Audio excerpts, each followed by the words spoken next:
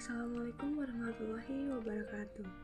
Perkenalkan, nama saya Yunik Mailanita Dimara dari kelas IK 21A Ilmu Komunikasi semester 3 dengan NIM 210211039. Di sini saya akan sedikit menjelaskan tentang aplikasi konsep manajemen komunikasi. Untuk itu, mari kita simak videonya. Kira-kira dari teman-teman sekalian, ada yang tahu tidak sih pengertian dari manajemen komunikasi?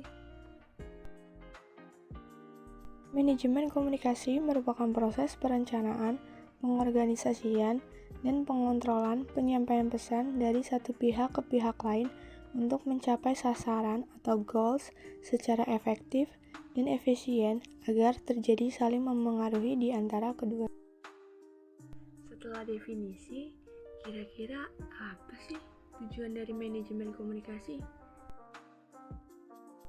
Tujuan utama manajemen komunikasi adalah pemanfaatan optimal sumber daya manusia dan teknologi. Pada intinya, hasil dari proses komunikasi adalah terciptanya dialog yang berjalan dua arah sekaligus melahirkan pertukaran informasi yang relatif seimbang. Menurut Uta Sutisna 1983, terdapat 4 unsur manajemen komunikasi. Kira-kira ada yang tahu tidak? Apa itu 4 unsur manajemen komunikasi? Yang pertama, ada suatu sumber, yaitu seseorang komunikator yang mempunyai sejumlah kebutuhan, ide atau informasi untuk diberikan. Adanya tujuan yang hendak dicapai. Ada saluran yang menghubungkan sumber berita dengan penerima berita. Dan yang terakhir, adanya penerima berita atau feedback.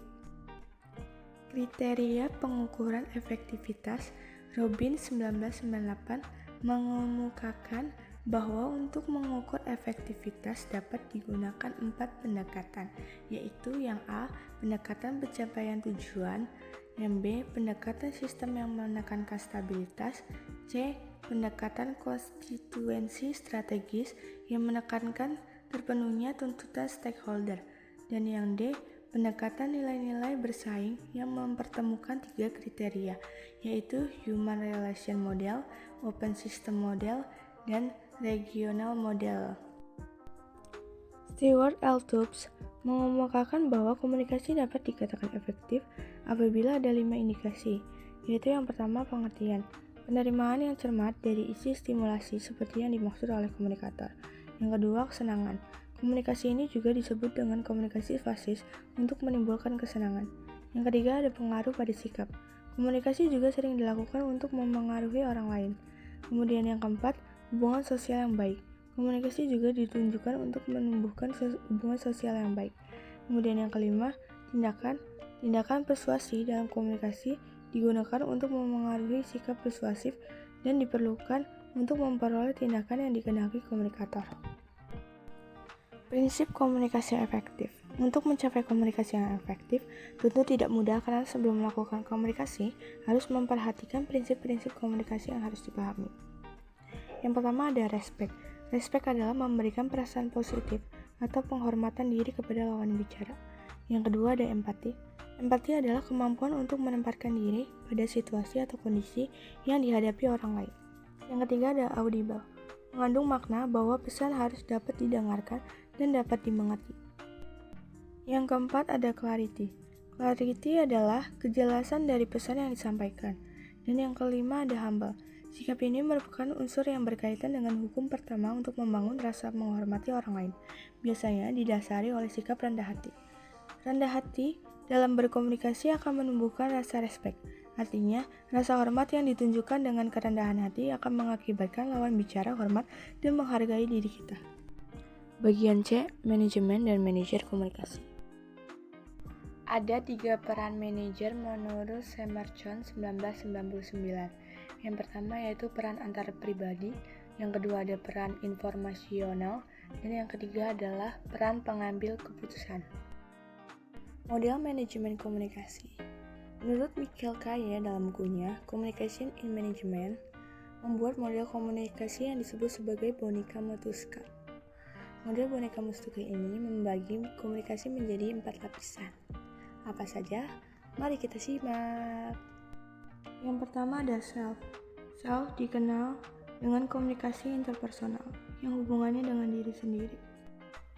Lapisan ini terbagi menjadi beberapa bagian. Yang pertama ada self-management, yang kedua ada self-awareness, yang ketiga ada self-analysis, dan yang terakhir ada self-examination. Interpersonal adalah interaksi individu dalam menciptakan makna tentang sifat dan keadaan hubungan di antara individu tersebut. Sistem merupakan gabungan antara individu. Interaksi antara manusia dan sistem people in system merupakan komunikasi antar manusia yang disebut juga komunikasi kelompok. Kompetensi di sini artinya mengkonstruksi, mengatur, dan menjelaskan makna melalui interaksi dengan orang lain. Selain itu, kompetensi dapat berupa memahami dan menampilkan kemampuan ability untuk mengubah sistem sosial secara keseluruhan. Seorang individu memiliki kemampuan dan kekuasaan untuk mengubah sebuah sistem. Dalam hal ini, dapat dijabarkan sebagai sistem komunikasi di suatu lembaga atau daerah. Nah, itu saja sedikit materi yang saya jelaskan tentang aplikasi konsep manajemen komunikasi. Untuk itu, semoga apa yang dijelaskan semoga bermanfaat untuk teman-teman sekalian. Kurang lebihnya mohon maaf. Wassalamualaikum warahmatullahi wabarakatuh.